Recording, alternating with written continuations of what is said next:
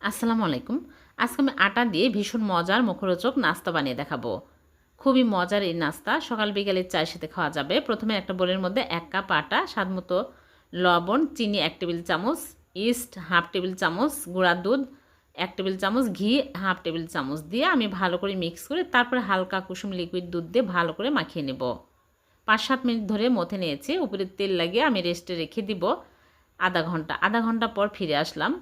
এখন আমি বোর্ডের উপরে নিয়ে এইরকম করে রুটি বেলে নেব। বড় করে রুটি বেলে নিয়েছি। এখন আমি কুকি কাটার দিয়ে কেটে নিচ্ছি। গ্লাস দিয়ে কেটে নিলেও হবে।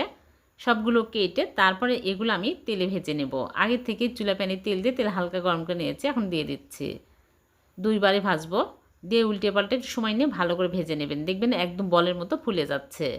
এই নাস্তাগুলো সকাল বিকালে চা দিয়ে খেতে খুবই ভালো লাগে। সবগুলো ভেজে তুলে নিয়েছি। হয়ে গেল আটা দিয়ে ভীষণ মজার সকাল বিকালের নাস্তা।